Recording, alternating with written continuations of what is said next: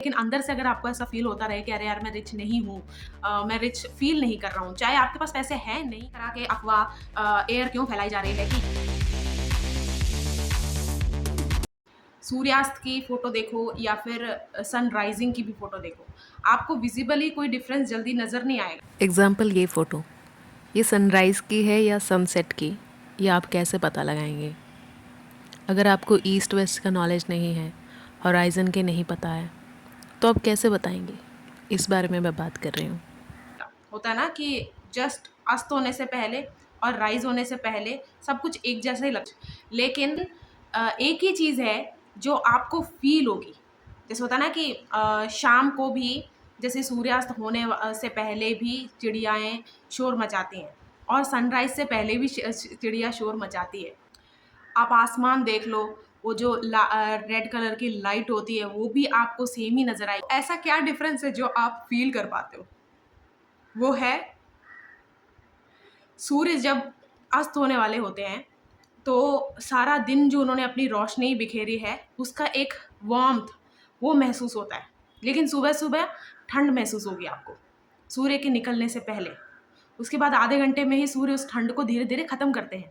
तो आप महसूस कर सकते हैं, लेकिन विज़िबली सुनने में या फिर फ़ोटो में भी आप देखोगे सनसेट, बहुत लोग बोलते हैं कि सनसेट की फ़ोटो नहीं रखनी चाहिए ऐसे-ऐसे। पर्सनली मुझे ऐसा लगता है कि एक पावरफुल चीज़ भी नियम का पालन कर रही है और एक तरह का चैलेंज टाइप मुझे लगता है। अस्त तो अभी टाइम पे हूँ, लेकिन कल फिर से मैं उसी टाइम पे राइज़ होऊँगा। तो मेरे लिए सनसेट की फ़ोटो रखना भी कोई ऐसी बुरी बात नहीं है या फिर जो भी है, ठीक है। तो मैं लेकिन हम पॉइंट पे स्टिक करते हैं। तो ऐसा हम फ़ील कर सकते हैं कि सनसेट और सनराइज़ में क्या डिफ़रेंस है ना? विज़िबली चाहे हमारे सेंसेस चाहे इतनी जल्दी नहीं बता सकते। तो आज का वीडियो का जो टॉपिक है, वो इसी बारे में। एक और अगर एग्ज़ाम्पल मैं बताऊँ तो प्रेज़ेंटेबल दिखने से ज़्यादा मैटर करता है प्रेज़ेंट रहना। क्योंकि जब आपका सारा ध्यान अगर मैं प्रेज़ेंटेबल दिख रहा हूँ या नहीं दिख रहा हूँ की टेंशन में रहेगा, तो आप प्रेज़ेंट नहीं रह पाओगे मोमेंट में, अपने आप में। जो टॉपिक का नाम है रिच। रिच आप फ़ील कर सकते हो। दिख रहे हो, सुन रहे हो या कुछ भी है, लेकिन अंदर से अगर आपको ऐसा फ़ील होता रहे कि अरे यार मैं रिच नहीं हूँ, मैं रिच फ़ील नहीं कर रहा हूँ, चाहे आपके पास पैसे हैं, नहीं है, लेकिन अगर आप अंदर से फ़ील नहीं कर, आपको एक लैक वाली अंदर से महसूस हो रही है फीलिंग, तो आप रिचनेस का फ़ायदा नहीं उठा सकते। तो मैं वीडियो में इसी बारे में बात करूँगी, स्टे ट्यून्ड। तो आप उस टाइम को याद करो जब एक स्कूल से आप ट्रांज़िशन ले रहे थे कॉलेज टाइम पे, क्योंकि सबसे ज़्यादा, क्योंकि स्कूल में तो यूनिफ़ॉर्म वग़ैरह होता है, लेकिन कॉलेज टाइम में आने के बाद होता है ना कि हमें अलग-अलग कपड़े पहनने हैं, रोज़ क्या पहनना है, कैसे बन के जाना है, वो ज़्यादा मैटर कॉलेज टाइम पे ज़्यादा करता है ना? तो हम उसी पीरियड को लेंगे। जैसे मैं भी कभी-कभी मैं मज़ाक में कह देती थी कि टीनेजर्स, ज़हरीले बच्चे या फिर वो वैसा टाइम होता है। लेकिन हम भी कभी टीनेजर्स रहे हैं, है ना? तो सुपरफिशियल में ज़्यादा जो बिलीव होता है, इसी पीरियड में होता है। होता है ना कि मुझे अ, सरफेस लेवल के चीज़ें ही मुझे ज़्यादा खुश कर रही हैं कि मुझे ऐसा स्टाइल रखना है, मुझे मुझे भी ऐसे ही कपड़े पहनने जो अभी ट्रेंड में है, वो सब, है ना? और सुपरफिशियल है ज़िंदगी में या फिर वर्ल्ड में एग्ज़िस्ट कर रहा है, उसकी वजह से ही रियलिटी का ज़्यादा पता लग रहा है। इसका क्या मतलब है? इविल दुनिया में है, वो लिटरली इसलिए है कि उसको समझने के लिए, पहचानने के लिए, उसकी तरह बनने के लिए नहीं, कि ईविल रियलिटी का पार्ट है। तो ईविल को समझने के लिए ईविल खुद प्रेज़ेंट होना चाहिए। तभी तो हम पता कर पाते हैं ना कि हाँ, ये ईविल है, ये सही है, ये नहीं करना चाहिए। तो अगर सुपरफिशियल चीज़ें आपको पहले पसंद आती थी, तो वो अच्छी बात है। जब आप सीख गए कि अच्छा ये सुपरफिशियल होता है, अब तभी तो आप बता पाए ना कि नहीं मुझे ये नहीं पसंद, अब मुझे ये स्टाइल पसंद है या फिर ऐसा कुछ। अब सच में अगर आपको रिच फ़ील नहीं हो रहा है, किन-किन कारणों से हो सकता है? या फिर रिचनेस की क्वालिटी होती क्या है? मतलब जो अंदर से रिच फ़ील करती है, ऐसा क्या होता है उसके स्पेशल ट्रेट्स उसमें, जो उसको हमेशा कॉन्फिडेंट दिखता है वो इंसान? तो सबसे पहले आता है रिस्पेक्ट। जो लोग रिस्पेक्ट क्या करना, कि दुनिया में जो आपको पसंद नहीं है लोग, वो भी क्यों एग्ज़िस्ट कर रहे हैं? उनका क्या कंट्रीब्यूशन है इस दुनिया में? रिस्पेक्ट उनको लोगों के कंट्रीब्यूशन से होती है। कि ये इंसान क्यों एग्ज़िस्ट कर रहा है, इसका क्या रोल है इस दुनिया में, चाहे मुझे पसंद नहीं है, लेकिन उनको एक रिस्पेक्ट अंदर से आती है। होता है ना कि अगर दुश्मनी निकालनी है तो 1 टू 1 निकालेंगे, लेकिन इसका मतलब ये नहीं कि मैं उस इंसान की रिस्पेक्ट नहीं करती हूँ, करता हूँ, ठीक है? ये होना ही चाहिए। अगर आप और ना रिस्पेक्ट कैसे आती है पता है आपको सच में? जैसे आप हर चीज़ को जो भी आपको ज़रूरत है, उन कामों को आप फ़िगर आउट कर लेते हो ना स्टेप बाय स्टेप, तो आपको रिस्पेक्ट ऑटोमैटिकली आ जाएगी। यानी कि ये रूम साफ़ बहुत है, लेकिन ये साफ़ रखने में क्या-क्या एफ़र्ट लगे हैं जब आपको पता चलेगा, तो रिस्पेक्ट रिस्पेक्ट ऑटोमैटिकली आ जाती है। तो रिचनेस पूरी लाइफ़ में फ़ील करने के लिए ना रिस्पेक्ट आपके अंदर होनी ही चाहिए। और इसलिए मैंने जानबूझ के कहा कि उन लोगों के लिए भी होनी चाहिए जो आपको पसंद नहीं है, कि यार मुझे ये इंसान पसंद नहीं है, लेकिन स्टिल आप रिस्पेक्ट करते हो कि ठीक है ये इंसान है भी, तो इसका मेरी लाइफ में अगर इसका गलत कंट्रीब्यूशन है तो भी किन-किन के लिए ये एक क्या कहते हैं नाइट इन शाइनिंग आर्मर है। Intelligence, how much you know yourself, इसमें आपकी इंटेलिजेंस कितनी है। और इसका क्या मतलब है, इस मैं इससे ये नहीं बोल रही कि सब आपको अपने बारे में पता चल जाना चाहिए और अचानक से वो हमने एक मूवी नहीं देखी थी लूसी, वैसे बनने को नहीं मैं कह रही हूँ। कि आपको इतना तो पता ही होना चाहिए, जैसे चलो एग्ज़ाम्पल लेते हैं, आप सो रहे हो, स्लीप को आप क्या देखते हो? एक अलग तरह की ब्रीदिंग करते हो आप उस वक़्त, है ना? बस ऐसे ही आप इमेजिन करो जब आप सोने वाले होते हो, वो एक डीप स्लीप में आप जैसे जैसे होता है ना कि आँखें आराम-आराम से बंद हो रही, वो जो एक डीप स्लीप आती है, उसका क्या पैटर्न है? मतलब एक होता है शैलो ब्रीदिंग कह लो, लंबी-लंबी चाहे साँस आप नहीं ले रहे हो, वो एक होता है ना सोने जा रहे हो तब कैसा क्या-क्या होता है। तो स्लीप आप कॉम्बिनेशन अगर देखोगे तो एक ख़ास तरह की ब्रीदिंग प्लस टेम्परेचर, मतलब जैसे आपने कपड़े पहने हैं, अगर आपको एक्सेसिव गर्मी लग रही है, एक्सेसिव ठंड लग रही है, तो आप सो नहीं पाते, है ना? तो प्लस टेम्परेचर भी मैटर कर रहा है, प्लस कम्फ़र्ट कितना है, मतलब कम्फ़र्ट क्या कैसे आएगा? सिक्योर जब बॉडी फ़ील करेगी, यानी कि कैसे आप लेट रहे हो, कुछ चुभने वाली चीज़ें तो नहीं है, ये वो सब कुछ, ये तीनों का कॉम्बिनेशन स्लीप होता है। इस तरह के इंटेलिजेंस की मैं बात कर रही हूँ कि आपको इतना तो पता होना चाहिए कि मैं कैसी जगह पे रह सकती हूँ, कैसी जगह पे मैं अच्छा फ़ील करती हूँ, बुरा फ़ील करती हूँ, इतना इंटेलिजेंस आपके अंदर होनी चाहिए। अगर आपको ट्रूली रिच फ़ील करना है अंदर से, लैक को मतलब लैक आप में अगर आए भी लाइफ़ में, आपके मेंटालिटी में अगर लैक आए भी, लेकिन उस लैक को आप एक अपॉर्च्युनिटी की तरह देखने लग जाओगे कि अब इसको फ़िक्स करना है, और मज़ा आएगा कि इसको मैं सीख जाऊँगी फ़िक्स करके कि कैसे इसको क्या कहते हैं उसे, इसको ओवरकम करना है। थर्ड जो मैं देखती हूँ वो है आपकी नीड, ग्रीड और पीयर प्रेशर आपको क्लियर होना चाहिए। नीड वो होती है जिसमें बॉडी मोटिवेट हो जाती है, क्योंकि माइंड ट्रिगर हो जाता है कि ये चीज़ अब हम ज़रूरत है, हमें इसकी इसके बिना हमारा काम नहीं चल रहा है, या फिर काम में खराबी आ रही है। उसके बाद आपके इमोशंस जुड़ जाते हैं और आप धीरे-धीरे वेज़ फिगर आउट करने लग जाते हो। इसको कहते हैं आपकी नीड। ग्रीड किसको कहते हैं? जिसमें आपका माइंड क्लाउडी हो जाता है, बॉडी डेस्परेट हो जाती है और हार्ट एकदम शैलो हो जाता है कि हाँ, कुछ भी हो, मैं कैसा भी दिख रही हूँ, जैसे भी दिख रही हूँ, मुझे ये चीज़ चाहिए, चाहे ये मेरी राइटफुली मेरी नहीं है, तो भी मुझे ये चाहिए। मतलब ऐसा बिल्कुल शैलो हो जाना अपने हार्ट वाइज़ बिल्कुल ही, और बॉडी एकदम डेस्परेट, मतलब जब आप उस चीज़ के कॉन्टैक्ट में आ रहे हो या फिर कुछ भी है, मतलब आपकी बॉडी से दिख रहा है कि यू नीड इट।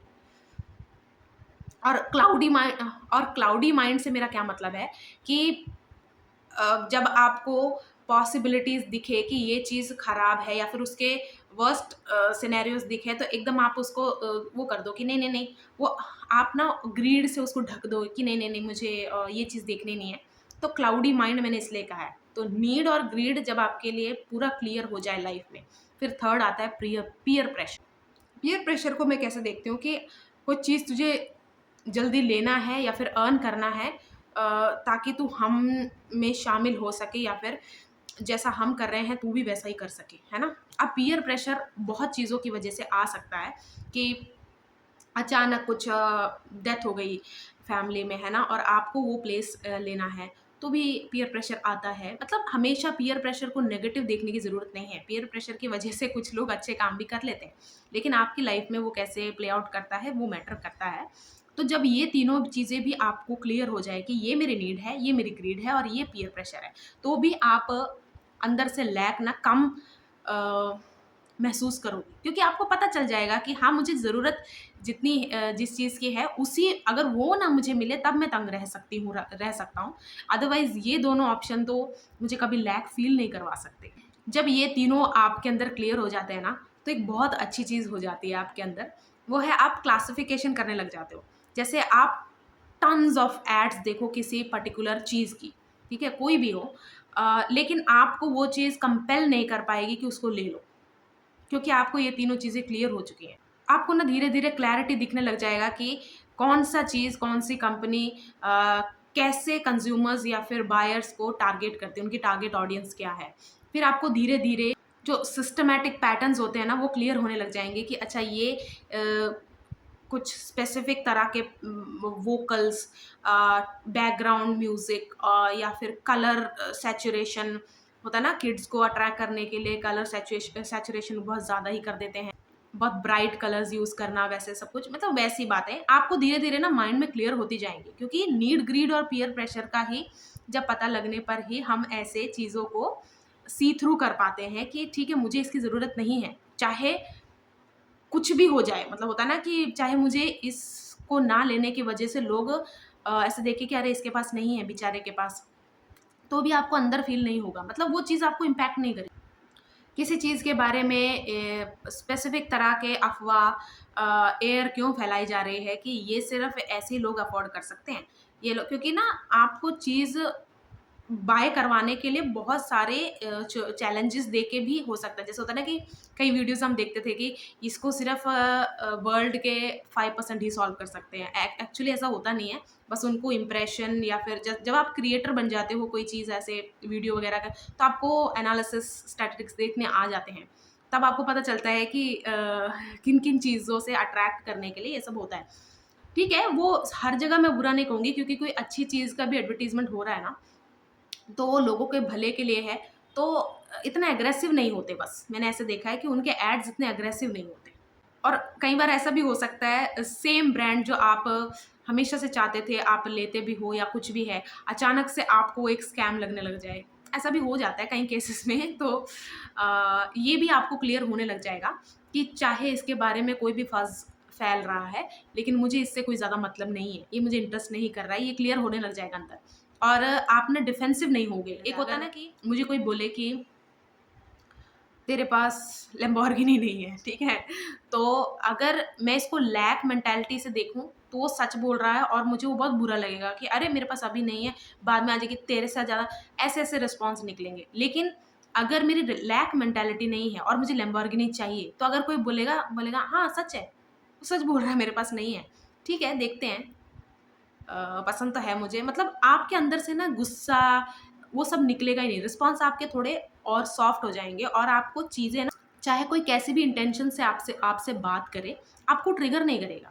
आप उसके बीच की सच्चाई देख पाओगे। और लास्ट स्टेज होता है जब आपके अंदर रिचनेस आपको महसूस होने लगती है, उसका लास्ट जो मुझे लगता है स्टेज होता है, वो ये है, आप अलाइनमेंट पे आने लग जाओगे, अपनी आपकी हर चीज़, जैसे ना आपकी ड्रीम, फ्रेंड सर्कल, फैमिली, आपकी बकेट लिस्ट सब एक दूसरे से अलाइनमेंट पे होंगी, सब। और ये इसका मतलब मैं क्या कह रही हूँ, कुछ आप में से कुछ लोगों को अभी फिगर आउट, जिसने कर लिया है उसको समझ में आ रहा होगा मैं क्या बोल रही हूँ। ये सब जैसे कि जैसे आपका कैरेक्टर है, वैसे ही आपके दोस्त बनने लग जाएँगे। या फिर आप नए दोस्त बनाने लग जाओगे अगर नहीं है। नहीं तो पुराने दोस्त जो आपके ड्रीम, फैमिली, हर चीज़, मतलब ये सारी चीज़ें ना आपका एक पार्ट बन जाएगी। ना कि फैमिली जैसी मेरी है, 360 है, मेरे फ्रेंड्स बिल्कुल ही अलग, मेरे ड्रीम इन दोनों से अलग, इन दोनों को समझ में नहीं आता। ऐसा नहीं होगा, सारी चीज़ें परफेक्टली अलाइनमेंट पे आ जाएँगी।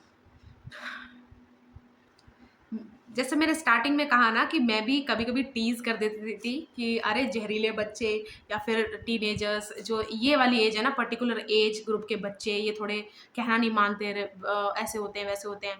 तो आप टीनेजर्स को भी याद करो। हमारे टाइम में भी, जैसे मेरे टाइम में भी एक्सपेरिमेंट्स करते थे हम हेयर स्टाइल में, कुछ भी होता है ना, वो जैसे पफ बनाते थे ऐसे, रुको मैं बना के दिखाती हूँ। ऐसे बना के जो ऐसे बना लेते थे उसको अभी बहुत अपने फ़ोटोज़ को दिखा-दिखा के बैश करते हैं कि अरे देखो मैं भी ये सब किया है मैंने। देखो,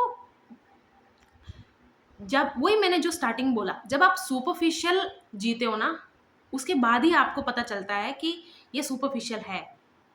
तो ट्रेंड को खुश करने के लिए मैं अपने उस सेल्फ को बैश नहीं कर सकती, क्योंकि वो ही फर्स्ट स्टेप था, वहाँ से चढ़ के ही ऊपर-ऊपर आप उठे हो, है ना? जो मज़ाक बना रहे हैं या फिर कुछ भी, मैं वो नहीं कह रही। कुछ लोग ना डर के मारे भी अपने आप को एक्सपोज़ कर रहे हैं कि बाद में कोई और ना दिखा दे मेरी ये फ़ोटो, मैं दिखा दो कोई बात नहीं, लेकिन एक होता है ना किस इंटेंशन से आप डाल रहे हो मैटर करता है। जैसे होता है ना कुछ चलो एक एग्ज़ाम्पल लेते हैं, जैसे आपका ग्रुप है और कोई उस फ्रेंड ग्रुप है आपका जो भी है, उसमें से कोई आपसे जलता है। तो वो आपके मुँह से, जैसे आप बता रहे हो कि मुझे मेरे बाल ऐसे नहीं पसंद, मुझे मेरा मुँह ऐसे नहीं पसंद, ये नेक्स्ट वीडियो में मैं बताऊँगी। अ, ये अपने आप को पसंद ना करने की वजह से हम क्या-क्या डिस्ट्रॉय करते हैं, ठीक है? ये अगले वीडियो में बताऊँगी। तो समझो कि आपका फ्रेंड सर्कल है, उसमें आपने शेयर किया हुआ है आपकी क्या-क्या इनसिक्योरिटी है, क्योंकि आपको ऐसा लगता है। ज़रूरी नहीं है वो आपकी इनसिक्योरिटी हो, लेकिन आपको लगता है कि ये मेरे में कमी है, ठीक है? तो ये कोई जेलस फ्रेंड या फिर कुछ भी है जो आपको जेलस, मैंने जानबूझ के इसलिए कहा कि आपसे बदला लेना चाहता है, इसीलिए जेलस। तो वो आपका ये निट पिक कर ले चीज़ें, ठीक है? उसके बाद जानबूझ के आपकी वो आपको याद आ रहा होगा कोई ना कोई मतलब आपकी वही फ़ोटो जानबूझ के डाल के सबको दिखाने की वज़ह से आपको टारगेट करे, तो आपको ऐसा लगेगा कि यार इसने जानबूझ के किया। कुछ लोग ऐसे लोगों के डर की वज़ह से भी अपने आप को एक्सपोज़ कर रहे हैं, या फिर अपनी फ़ोटोज़ शेयर कर रहे हैं कि अरे मैं भी ये था यार, ये थी यार, मैंने भी ऐसे किया।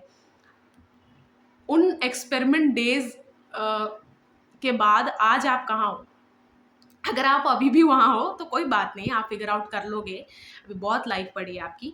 लेकिन उसकी वजह से ही आप यहाँ हो। इस चीज़ की मैं ये नहीं कह रही कि बहुत बड़ी बात है, बहुत गलत बात कर दी किसी ने अपने आप को ये करके, लेकिन ट्रेंड की वजह से क्यों अपने आप पे प्रेशर डालना कि यार मुझे भी जल्दी-जल्दी ऐसे करना है। चलो ठीक है, जो जेन्युइनली फ़ील कर रहे हैं कि मैंने ना बिल्कुल अच्छा नहीं किया, मुझे बिल्कुल वो ठीक है, अपने आप की फीलिंग शेयर करना सबका हक है। लेकिन पता नहीं यार, मुझे थोड़ा अजीब लगता है कि अपने उस फर्स्ट स्टेप को, इनिशियल डेज़ को बहुत ज़्यादा बैश करना मुझे थोड़ा-सा अजीब लगता है। और इसीलिए मैंने बोला कि जो रिचनेस अंदर से जो फ़ील करते हैं ना, वो रिस्पेक्ट करते हैं। वो फर्स्ट स्टेज, वो इनिशियल डेज़, वो इनिशियल फ़ेज़, इन सब की भी जो भी रिच होते हैं ना अंदर से, जो फ़ील करते हैं, वो इस चीज़ की भी रिस्पेक्ट करते हैं।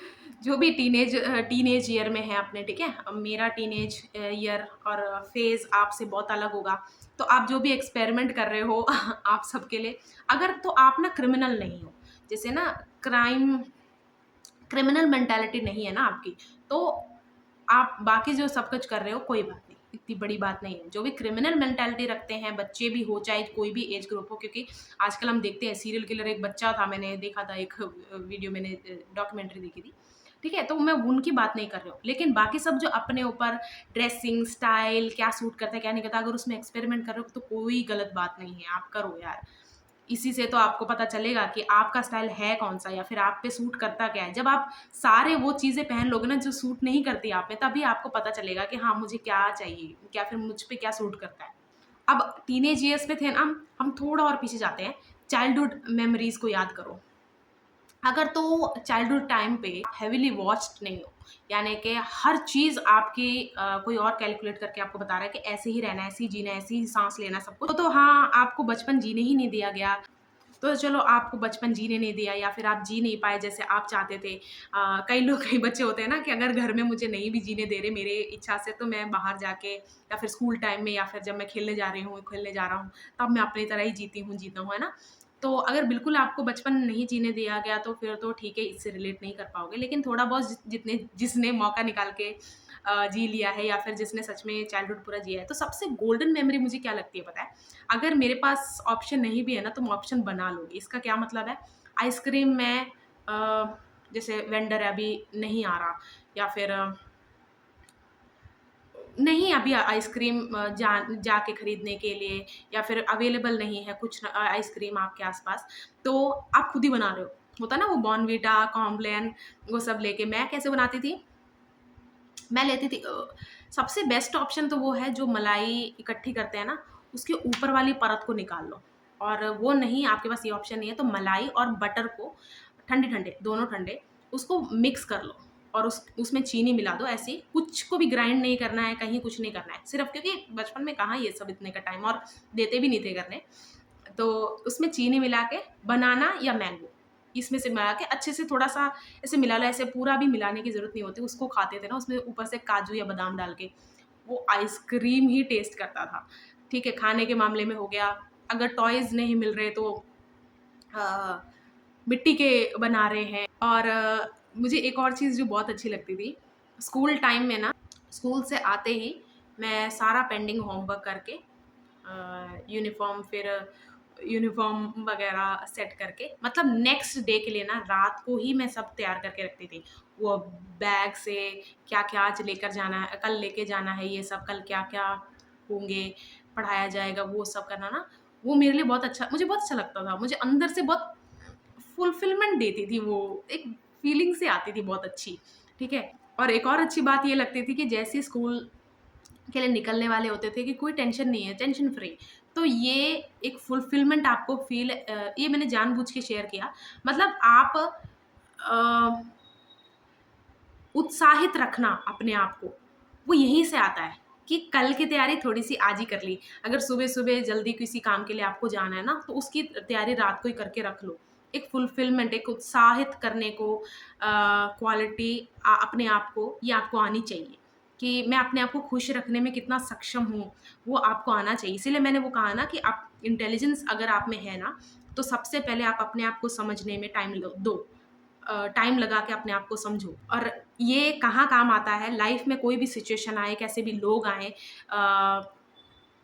या फिर कुछ भी आए लाइफ में, तो आप ना फिगर आउट करने के लिए चाहे वीक पड़ जाओ, लेकिन हैंडल करने के लिए वीक नहीं पड़ोगे। एक और जो अच्छी चीज़ मुझे लगती थी मुझे ना मनी प्लांट का एक गमला रखा हुआ था हमारे घर के बाहर सॉरी डोर के बाहर, तो ना उसमें छोटी लाल कलर की चींटियाँ थी और इतनी साफ चींटियाँ थी, क्रिस्टल क्लियर दिखती थी वो।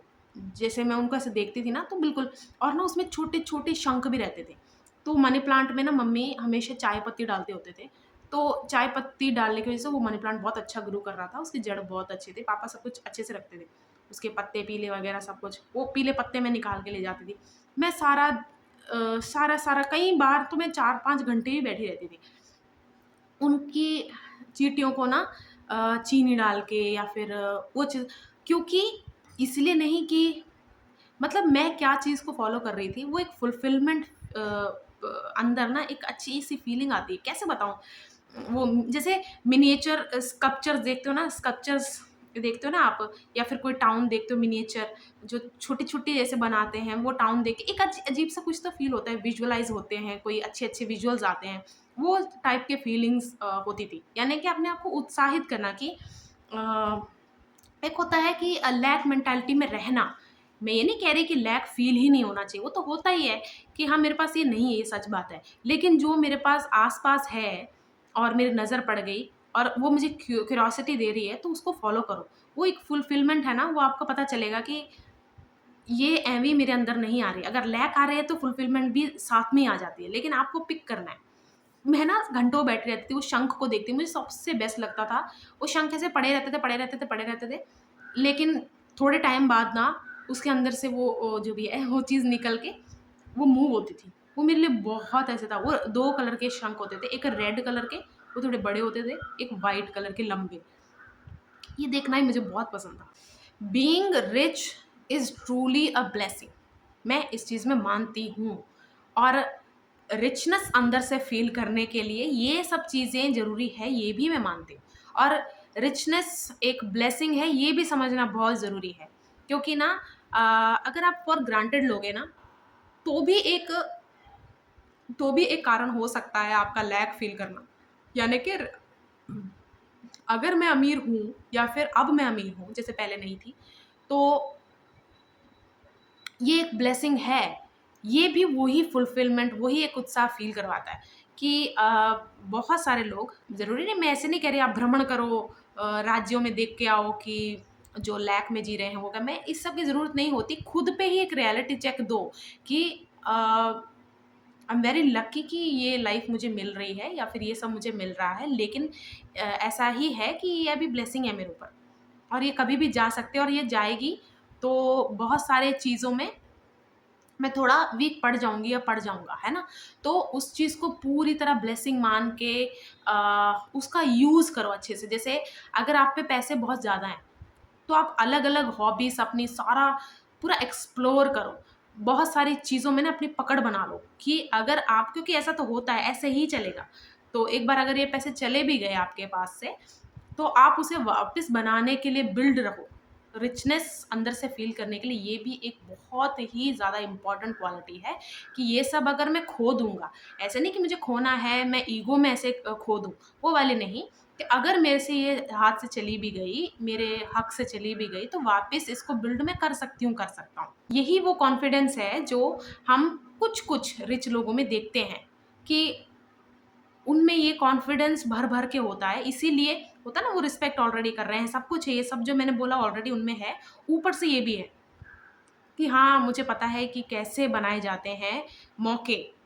पैसे तो कैसे बनाए जाते हैं ये व्यापारी को भी पता होता है, लेकिन पूरा एक रिचनेस फ़ील करते हैं, उनको ये पता होता है कि मौके कैसे बनाने हैं और मतलब होता है ना ब्रांचेज़ कैसे जोड़ने हैं कि मनी ऐसे आता रहे, फ्लो बना रहे। किसी चीज़ का ट्रू प्राइस, वैल्यू, कीमत क्या होती है, ये भी आपको अंदर से जब आप पूरा रिच हो जाओगे ना, तब आपको पता चलेगा। कौन-सी चीज़ कैसी सैक्रिफ़ाइस माँगती है, किस चीज़ के लिए कितना प्राइस लगेगा, सब कुछ। एक होता है ना कि जब हम जब हम डरे हुए होते हैं या फिर हम एक बजट में चल रहे हैं, तो हम बहुत ज़्यादा बार्गेन करते हैं। जैसे कोई हाथ से कोई चीज़ बना रहा है कारीगर, है ना? तो उसके टाइम एंड एफर्ट और फैमिली में कितना चाहिए उसको नीड, उसके हिसाब से वो प्राइस सेट करेगा। तो अगर आप पूरी अंदर से ऐसे वही रिचनेस की बात कर रहे हैं, तो ये आप अगर वो रिच हो, जो सच में रिच है अंदर से, तो आपको पता होगा कि इसकी क्या वैल्यू है। अगर वो इंसान कम, जैसे आपके पास बहुत ज़्यादा है, ₹50 की कोई चीज़ है, आप उसको 100 एवं दे दोगे। इसको दान नहीं कहते। इसको मैं कहती हूँ कि किसी चीज़ की वैल्यू दिल से पता होना। खुश, जैसे अगर उस चीज़ ने आपको खुश कर दिया कि अरे यार, ये चीज़ मैं हर जगह ढूँढ रहा था और ये मुझे यहाँ जाके मिली कोने में। तो आप वहाँ पर थोड़ा ना ऐसे लैक मेंटालिटी मत लेके आना कि 50 है ना, 50 ही दूँगा या फिर दूँगी। जितना आप खुश हुए हो, जितना आपको उस चीज़ को देख के या फिर अब आप बाय करने वाले हो, तो वो फुलफिलमेंट का प्राइस दो, आप प्राइस पे करो। और मैंने ऐसे खुददार लोग भी देखे हैं, आप ₹100 दे दो, वो लेंगे नहीं।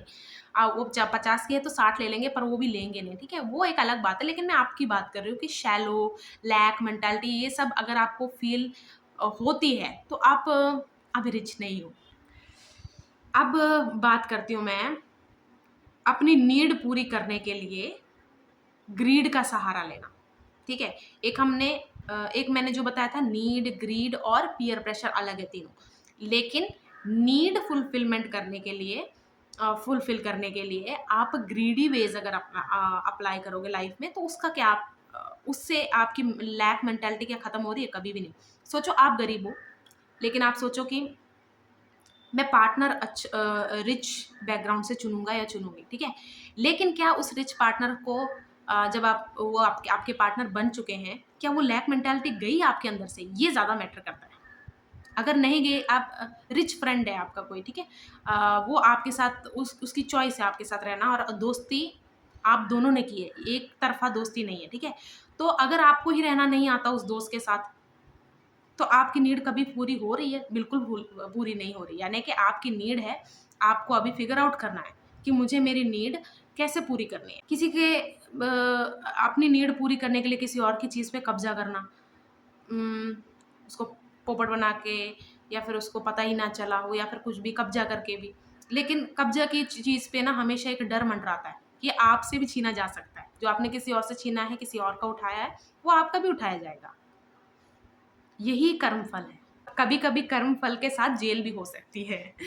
तो मैंने ये वीडियो इसलिए बनाई है, फाइनेंशियल इनसिक्योरिटी पब्लिक में, सोसाइटी में डील करने के बाद फील होती है, और ये फील होनी भी चाहिए, क्योंकि इसके बाद ही आपका कैरेक्टर इस फैक्टर में बिल्ड होता है कि आप कितने सक्षम हो अपने आप को बिल्ड करने के लिए। फाइनेंशियल इनसिक्योरिटी की वजह से कुछ टाइम अगर आपका खराब हुआ है, वो उसको कोई बात नहीं, वो टाइम खराब हुआ है, इसीलिए आपका ये मोटिवेशन पक्की हुई है कि नहीं यार, अब मुझे अंदर से सॉल्व करना है। लेकिन मेरा ये वीडियो बनाने का जो मकसद है मकसद वर्ड बहुत फनी हो गया ना। तो ये वीडियो बनाने के का रीज़न जो है वो यही है कि जब आप पैसे कमा रहे हो ना, तो आप अंदर से भी वो फुलफिलमेंट फ़ील कर पाओ, और एकदम जैसे कुछ लोग आपने देखे हैं ना, उनको किसी चीज़ का डर नहीं होता यार। मुझे तो सबसे रिच वो लगते हैं।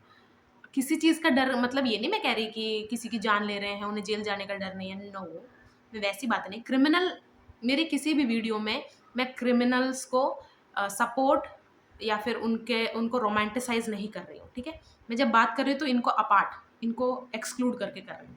तो मुझे वो लोग बहुत रिच लगते हैं जो हमेशा ना तत्पर वर्ड होता है, रहते हैं कि हाँ ठीक है, मैं इस चीज़ से भी निकल जाएँगे यार, ये वक़्त भी बीत जाएगा।